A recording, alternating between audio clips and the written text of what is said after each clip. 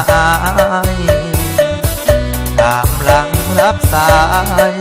โทรผิดคือคิดฮอดน้องเลิกกันเกือบปีคิดว่าเมื่อพี่หลุดจากหน้าจอ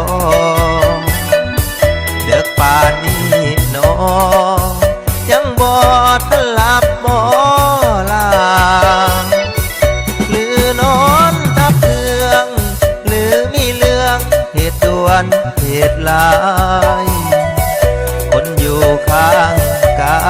ยสิหลับตาสั่งเดลาหรือเขาทำเจ็บบ่ตรงคอนเซปต์คนฮักแก้วตา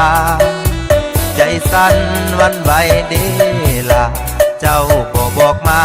อ้ายรับบ่ลงโอ้ดี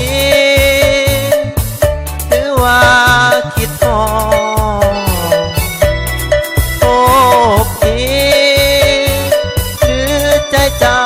คิดฮอดหัวใจตาบอดอยากฮู้อยากเห็นเด้นางหากเจ้าคิดฮอดบอกก็ได้เด้ออยากปรึกษา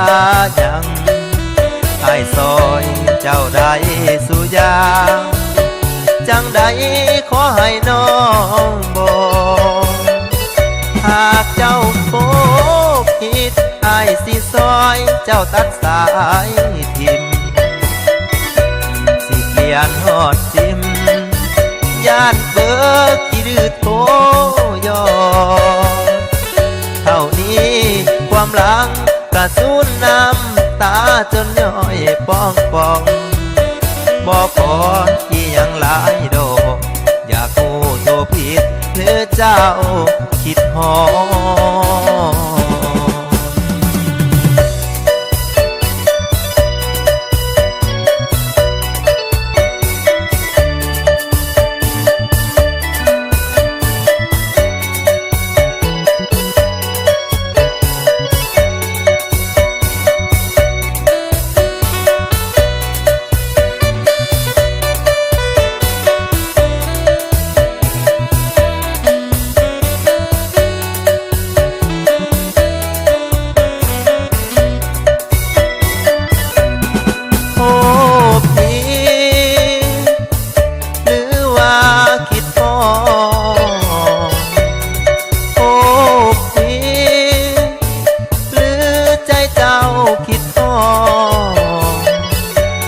ดใจตา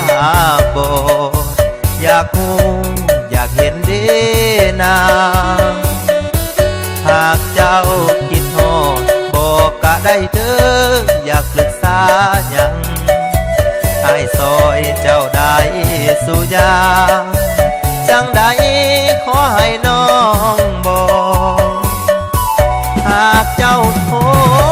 ผิดอ้ายสิซอยเจ้าตัดสายทิมสิเปลี่ยนฮอดซิมย่านเบิกขี้ดื้อโทยอเท่านี้ความหลังกระสูนน้ำตาจนย่อยพองฟองบอกขอที่ยังหลายดอกอยากกู้ตัวผิดหรือเจ้าคิดฮอด